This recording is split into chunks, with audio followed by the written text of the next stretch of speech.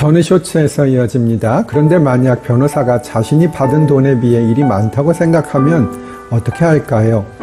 의뢰인이 주는 자료를 정리해서 제출해야 할 때 이것은 낼 필요 없다고 하고 자기의 일을 줄이겠지요.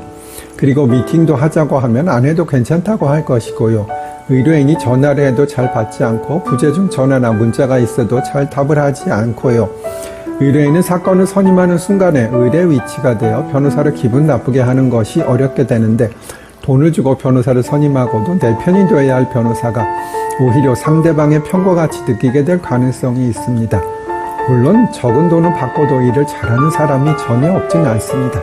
그러나 그런 사람을 미리 알 수는 없고요. 적절한 금액은 부담하시는 게 좋겠지요. 전의 쇼츠에서 이어집니다. 그렇다면 아주 비싼 변호사를 선임하라는 취지인지 물으실 수 있습니다. 그것은 아닙니다. 변호사도 경력과 실력, 성실성 등에 따라 급이 나누어지겠죠. 어느 정도 그 변호사의 경력과 실력, 성실성에 걸맞는 보수를 지급해야지 무조건 싼 곳만 찾다가는 낭패를 볼 수 있고, 결국은 소송 도중에 변호사를 교체해서 소송 기록을 지저분해지고 비용이 더 들어가는 경우가 없지는 않습니다. 12월 9일에 전화 주셨던 이 땡땡님 기억해 주시면 좋겠습니다.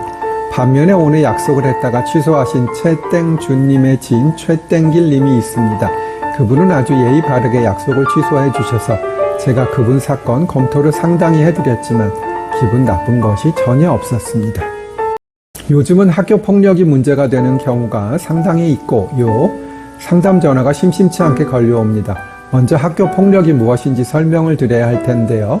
법에는 학교 내외에서 학생을 대상으로 발생한 상해, 폭행, 감금, 협박, 약취유인, 명예훼손, 모욕, 공갈, 강요, 강제적인 심부름 및 성폭력, 따돌림, 사이버 따돌림, 정보통신망을 이용한 음란, 폭력 정보 등에 의하여 신체, 정신 또는 재산상의 피해를 수반하는 행위를 말한다고 되어 있습니다. 상당히 복잡하긴 한데요. 자세히 읽어보시면 다 이해할 수 있는 정도이긴 합니다. 학교폭력은 학교폭력 예방 및 대책에 관한 법률 이하 학폭법에서 규율하고 있는데요.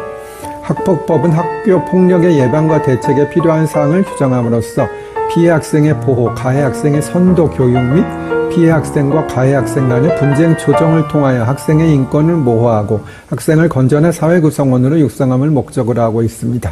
전의 쇼츠에서 이어집니다. 위의 정의를 그대로 해석하면 피해자가 학생이라면 장소가 학교 밖이거나 가해자가 성인이어도 학교 폭력에 해당하겠지요. 그러나 일반적으로 성인에 의해 발생한 학폭 사건은 학교 폭력이라고 칭하는 경우는 거의 없고요. 성인이 가해자의 경우에는 보통 형법과 아동학대 범죄 처벌에 관한 특례법이 적용되기 때문에 굳이 학폭법을 적용할 이유가 없기 때문입니다. 학교 폭력의 정의는 학생을 대상으로 발생한 것이기 때문에 성인이 학교에서 폭행을 당한 경우에는 당연히 학교 폭력이 아니게 되겠지요. 학교 폭력을 따로 규율하는 것은 절도나 도박 등 다른 청소년 범죄와 달리 피해자에게 큰 고통을 주기 때문입니다. 학생에게는 학교 생활이 일상의 대부분을 차지하게 되는데요. 만약 학교에서 폭력을 당한다면 그 후유증이 어른이 되어서도 남아있는 등 평생 지속될 수도 있기 때문입니다.